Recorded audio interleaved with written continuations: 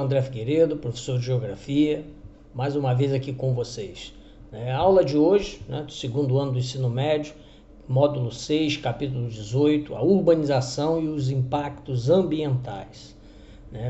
Esse capítulo a gente vai tratar especificamente dos impactos da urbanização, principalmente na atmosfera terrestre. Essa imagem em si, ela já ajuda bastante. É o Brasil, parte da América, do continente americano, tá? Precisamente eu escolhi essa imagem. Essa imagem é uma foto real, retirada da Estação Internacional, tá? E retrata justamente o que a gente vai trabalhar na aula de hoje, que são os impactos da urbanização dentro da atmosfera, relacionado à atmosfera terrestre. Então, por conta disso, essa imagem ela ajuda por quê? Porque essas áreas iluminadas, elas são justamente as áreas de maior concentração urbana. Essa imagem, essa foto, ela retrata o globo terrestre, parte do globo, à noite. Então, é possível você identificar justamente essas áreas, com muita iluminação. Essas áreas são as áreas altamente urbanizadas, ok? Então isso já nos ajuda muito, tá bom? Sobre os impactos, esses impactos urbanos, envolvendo a atmosfera, nós temos a chuva ácida, A chuva ácida, E muita gente fala assim, no Brasil não tem chuva ácida, Não se registra chuva ácida. Sim, No passado, então, a cidade de Cubatão, em Santos, São Paulo, a cidade de Cubatão, na década de 80, registrou-se muito, um distrito industrial altamente urbanizado, e altamente poluente, vamos dizer assim. Então, por conta disso, aí temos aí a chuva ácida. Em si, o que é a chuva ácida? A chuva ácida, ela é, na verdade, um fenômeno relacionado justamente à alteração, com a reação, a combinação de alguns gases na nossa atmosfera. A gente sabe que os gases, em determinada temperatura, eles reagem quimicamente. Então, no caso aqui, nós temos o dióxido de enxofre, o dióxido de nitrogênio, o dióxido de carbono, que são emitidos para a atmosfera através, principalmente, da atividade industrial, tá? Então, esses gases na alta atmosfera, eles acabam reagindo quimicamente e acabam por alterar,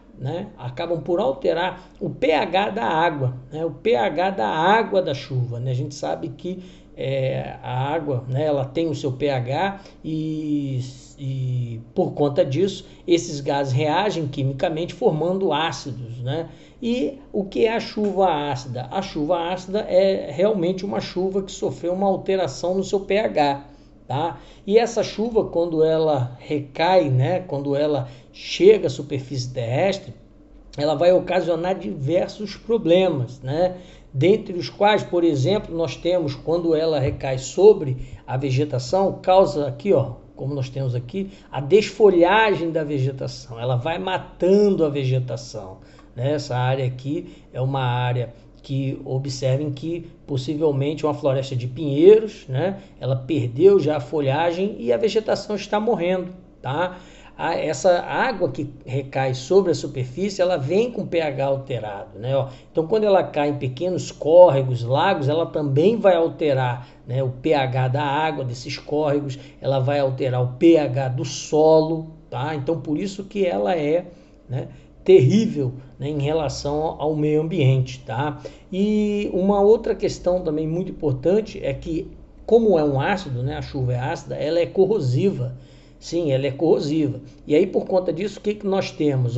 Nós temos, por exemplo, principalmente em áreas altamente industrializadas, antigas áreas industriais, nós temos, por exemplo, que a chuva ácida corrói monumentos históricos. Então, monumentos, por exemplo, de mármore, de granito, tá? Ou mesmo de cobre, de zinco, esses monumentos eles sofrem a corrosão. Um exemplo clássico aqui nessa imagem, uma estátua aqui, depois de um certo tempo, obviamente ela exposta há anos a essa chuva ácida, então ela acabou sofrendo a corrosão, praticamente né, desfigurou a imagem todinha, né? E uma outra questão também, estruturas metálicas. Então, ó, cabos de aço, estruturas de prédios, tudo isso também acaba sofrendo a corrosão, tá?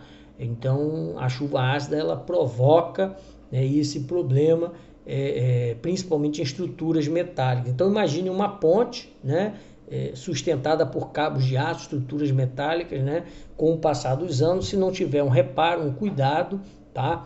Isso vai ocasionar problemas lá na frente, tá ok? Então, esse é um dos problemas aí do impacto urbano nos ambientes atmosféricos, tá? O outro é a inversão térmica, né? A inversão térmica. A inversão térmica, na verdade, ela é um fenômeno natural, tá? Por incrível que pareça, a inversão térmica é um fenômeno natural. Ela acontece geralmente no inverno, tá? E como é que funciona? Como é que é esse mecanismo, tá? Esse mecanismo da inversão térmica, tá? Ele funciona da seguinte forma: num dia normal, ensolarado, tá? O ar quente, né, principalmente nas áreas altamente urbanizadas, esse ar quente, lembrando, o ar quente é leve, né, e ele leve, sendo leve, obviamente, ele sobe para as camadas mais altas da atmosfera. As camadas mais altas da atmosfera, na verdade, são mais frias, né, segundo a regra geral, tá? Então, o que acaba acontecendo? Quando cai a noite, o ar frio, né? Lembrando, o ar quente, ele é leve, ele sobe. E o ar frio, ele é pesado, né? Ele desce. Então, ao cair da noite, o ar frio, ele desce, tá?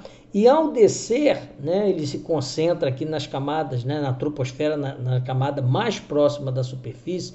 Ao descer, ele traz todos os poluentes para essa região aqui, tá?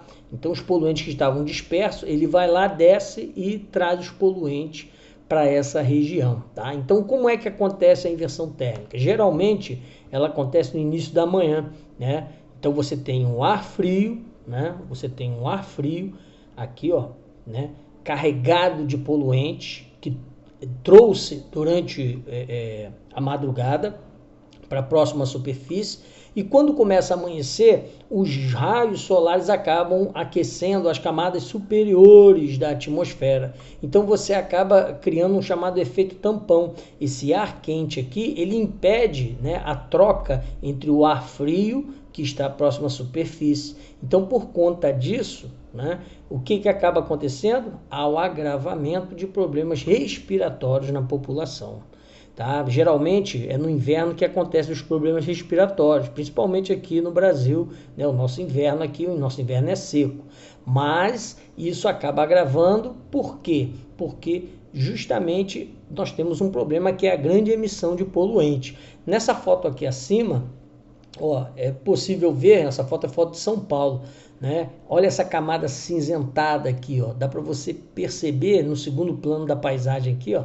Essa camada aqui é poluente, tá? Essa camada aqui é poluente, tá ok? Então, ó, a inversão térmica aqui, quem sofre, gente, de problema respiratório, chega nessa época do ano, e principalmente em áreas altamente urbanizadas, industrializadas, né, vai sofrer com esse problema.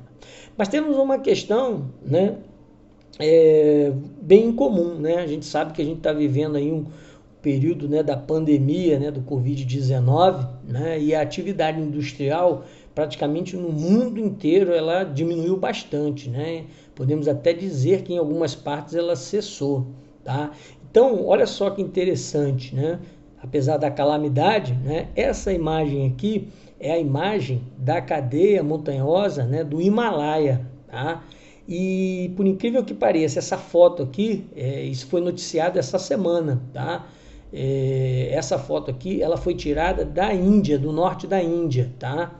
Observem, não tem nada demais, professor, né? Essa foto aí é uma foto comum. Não, não é não. Há mais de décadas que dessa região aqui no norte da Índia, devido à grande concentração de poluentes, não se via a cordilheira do Himalaia, tá? Não se via. Observe, há décadas essa população, não, mesmo morando próximo, né, não conseguia visualizar essa cadeia montanhosa, justamente por conta de quê? Por conta da poluição, tá? Então, essa é só uma questão importante que a gente, nesse momento aí, né, de pandemia, para a gente entender como é que isso interfere, né, na dinâmica climática do planeta, tá bom? Mais para frente a gente vai descobrir outras coisas também, tá bom? Ilhas de calor, né? Ilha de calor também é um problema, né, ambiental, né, que atinge a atmosfera terrestre, principalmente em função do processo de urbanização. Vamos lá, em si, né, da onde vem o próprio conceito de ilha de calor. O que é uma ilha? Né? Todo mundo sabe o que é uma ilha, né? Uma pequena porção de terra emersa, cercada de água por todos os lados. Tá? Então aqui, o que é a ilha de calor? É como se eu tivesse uma redoma de vidro aqui, ó, uma redoma de vidro sobre a cidade. Né? Eu tenho a cidade, né, representada aqui nesse desenho, tenho áreas verdes aqui ao seu redor, né, representado por essa vegetação aqui. Então eu tenho aqui, ó, uma redoma aqui. Tá? O que é a ilha de calor? A ilha de calor é o seguinte: as estruturas de construção de prédios, pavimentação, cimento, concreto, estruturas metálicas, tudo isso, quando recebe a radiação, eles recebem a radiação e emitem calor, né, para o ambiente. Tá? Então, o que acaba acontecendo? Você tem, vindo aqui para o gráfico, esse problema aqui. Né? O que é isso? Isso aqui é um gráfico. Né? Ó, lembrando aqui, ó, eu tenho aqui um gráfico de temperaturas, né? Ó, 29,4, né? 30, 30,6, 31,1 e assim vai, tá? Temperatura aqui representa aqui, ó, tá subindo, tá? E aqui eu tenho o centro da cidade, né? Tenho aqui nas suas adjacências, eu tenho uma área rural, tenho parques e zona residencial, tá? Então, o que acaba acontecendo? A ilha de calor ela é representada justamente por esse gráfico aqui. Olha só, a temperatura nas áreas verdes ela acaba sendo muito menor. Por quê? Porque a vegetação absorve a radiação solar e não libera calor para o ambiente. Já nas áreas altamente urbanizadas, né, ó, concreto, asfalto, estruturas metálicas, tudo isso libera mais calor. Então você observa nesse gráfico aqui, ó, que nas áreas verdes a temperatura é mais baixa, né, a partir do momento em que você tem um certo adensamento urbano, as zonas residenciais, a temperatura sobe, depois cai por conta dos parques, por conta da vegetação, e depois no centro da cidade você tem elevação da temperatura. Tá? Então esse é um fenômeno também, né, causado justamente pelo processo de urbanização associado à atmosfera terrestre, tá, ok? Essa foto aqui ao lado, na verdade, ela é uma foto real, tá? Não sei se vocês conseguem reconhecer, é o Rio de Janeiro, né? Eu tenho aqui, ó, a Baía de Guanabara aqui, Baía de Sepetiba e tudo mais. Observe que essa foto, né? Ela tem uma longitude, tem uma latitude, tá? E tem aqui, ó, né? Uma escala de temperatura, né? Cada tonalidade dessas cores aqui vão representando uma temperatura.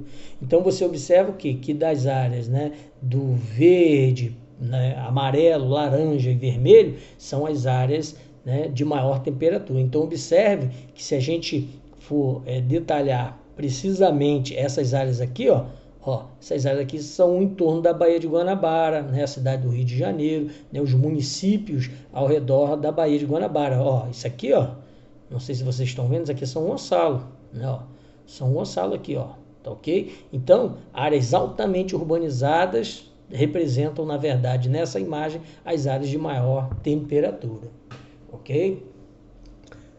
Vamos lá, né? O efeito estufa, né? O famoso efeito estufa, que também é um fenômeno natural, tá? O efeito estufa também é um fenômeno natural, ok? Ele é importante para o equilíbrio térmico do planeta. Tá? O problema é que nós estamos atrapalhando, né? Então vamos lá ao efeito estufa na sua essência, né? Ó, essa imagem aqui, né? Isso aqui é uma estufa, né? Uma estufa de colocar o salgadinho lá, né? É uma estufa de vidro, né? É um recipiente fechado, né? De vidro, né? E onde você consegue aumentar a temperatura interna em relação à temperatura ambiente. É o que conserva, né? De certo modo, o salgadinho na temperatura maior do que a temperatura ambiente. Então dá a impressão lá que o sujeito fritou o salgadinho, naquele exato momento, né? A impressão que se tem é que ele está fresquinho. Pois bem, então a temperatura aqui dentro da estufa é maior do que a temperatura ambiente, beleza? Em si, o que é o efeito estufa, né? O efeito estufa é o seguinte, nós temos aqui, ó, esse esquema aqui, ó, o Sol, né, a incidência da radiação solar, os raios solares ultrapassam as diversas camadas da atmosfera, atingem a superfície do planeta, tá? Então, atinge a superfície do planeta. Você tem radiação solar que, ao atingir a superfície do planeta, se transforma em calor, tá? E esse calor, lembrando, né, ele se dissipa, tá? O que acaba acontecendo? Parte desse calor, ele é dissipado, né, para a alta atmosfera e depois consegue até escapulir aqui um pouquinho, ó, da nossa atmosfera, ó. Se a gente considerar isso aqui que seja a nossa atmosfera, tá? E uma outra parte desse calor, ele, né, acaba sendo retido, tá? Ele não se dissipa totalmente. Qual é a questão do efeito estufa, né? Essa camada em volta do planeta aqui, ela é composta por carbono, né? E lembrando, o carbono, ele na verdade é um elemento proveniente da queima de matéria orgânica. Então, quando você tem queimadas, quando você tem, né, a emissão de poluentes, você tem a queima de combustíveis fósseis, o que acontece? Você libera o carbono, né, para a atmosfera, tá? Então, essa camada, ela acaba sendo uma camada até importante, né? Como eu falei, ela permite o equilíbrio térmico do planeta. O problema é que quanto mais a gente queima, quanto mais a gente joga carbono na atmosfera, essa camada ela vai se tornando mais espessa, isto é, mais grossa, né? Então não libera tanto calor para a atmosfera, né? Para além da atmosfera, não dissipa tanto calor, acaba retendo mais calor. E ao reter mais calor, o que acaba acontecendo? A temperatura da atmosfera acaba se elevando. Então isso é o efeito estufa, que ele, lembrando, ele é importante, é um fenômeno natural, importante para a vida no planeta. O problema é que nós estamos queimando tanto poluente rico em carbono que essa camada está se tornando tão espessa que a gente retém mais calor do que libera, do que dissipa, ok? Quais são as causas? Tá aqui, ó, as causas aqui, ó. Queimadas, emissão de poluentes pela indústria, né? A queima de combustíveis fósseis, principalmente pelo sistema de transporte, o desmatamento, tá? Tudo isso acaba sendo um efeito motivador do efeito estufa em si, ok? E essa imagem aqui, ó, essa imagem aqui, ela retrata ondas de calor, né, no planeta Terra, tá? Observe-se que as ondas de calor, né, elas acabam assumindo um pouco, né, a parte norte do nosso hemisfério, justamente porque é a parte onde temos a maior área, né, continental, tá? E também a atividade industrial historicamente, né, os continentes que se industrializaram primeiramente, tá bom? Mas observe o seguinte, essa foto aqui, ela retrata o seguinte, um problema seríssimo, que esse calor nunca teve tão alto, né, como hoje, né? Se a gente comparar aqui as ondas de calor que se registram, né, em grandes partes do mundo, elas são historicamente nos últimos 125 anos, né, recentemente agora é que nós temos uma onda de calor, né, preocupante, né, preocupante, tá bom? Bem, gestão global das questões ambientais, né? Isso aqui é importante, né? A gestão global das questões ambientais, isto é, como é que no mundo estão se discutindo a questão do meio ambiente, da proteção do meio ambiente, tá?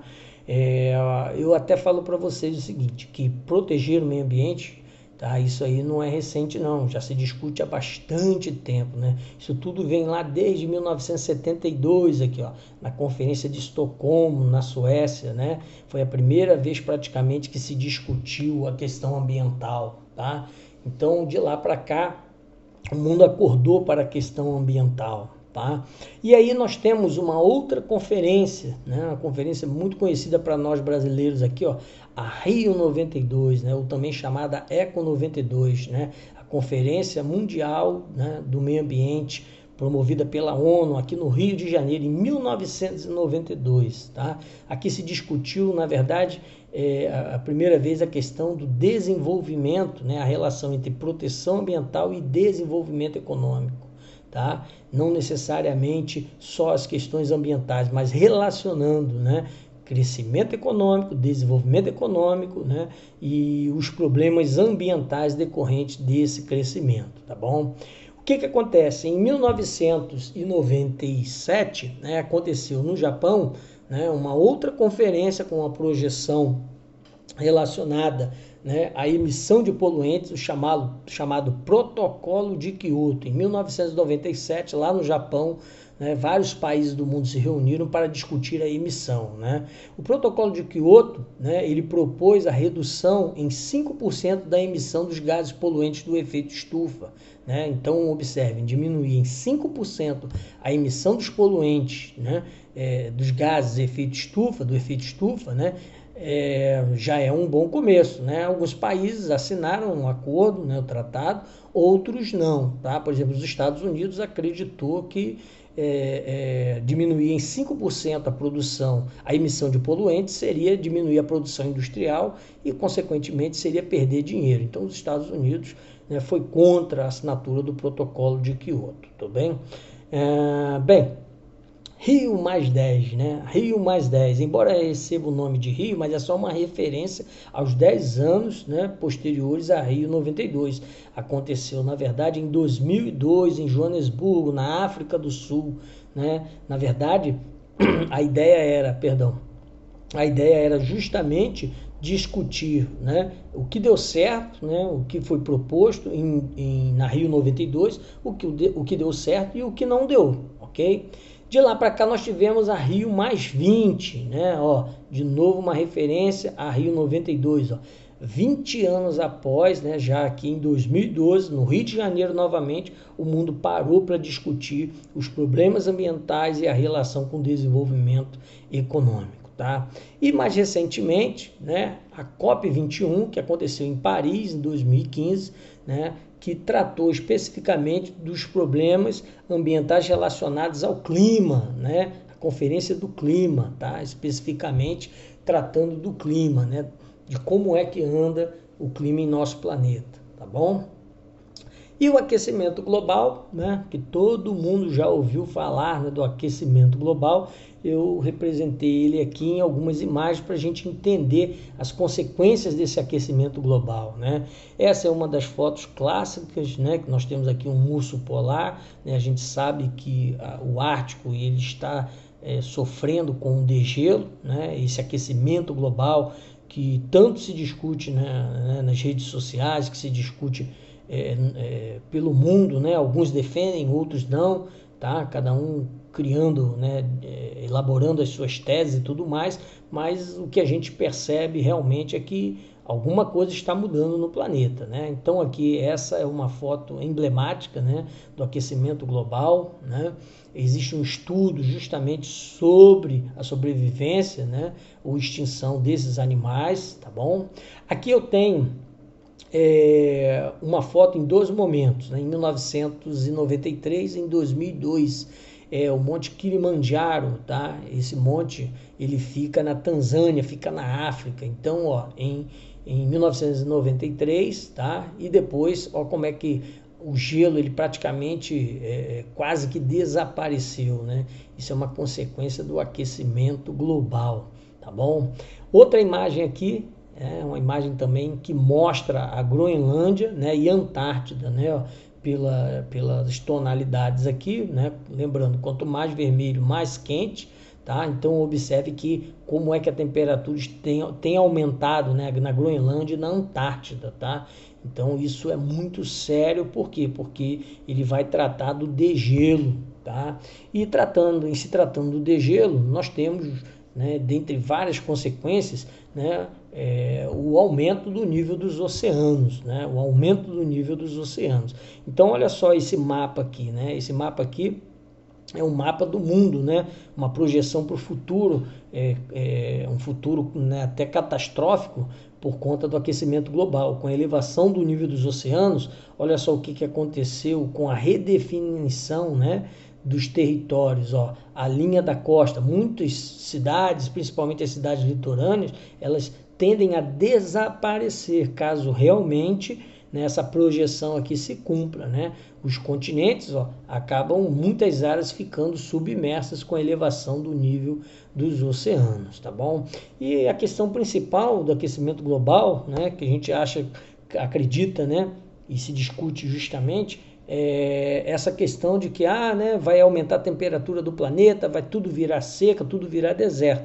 Na verdade, o aquecimento global ele vai promover uma grande mudança climática, né? Então, por exemplo, eu posso ter áreas onde tem bastante vegetação, posso ter um processo de desertificação, eu posso ter áreas onde não chovia, pode passar a chover, né?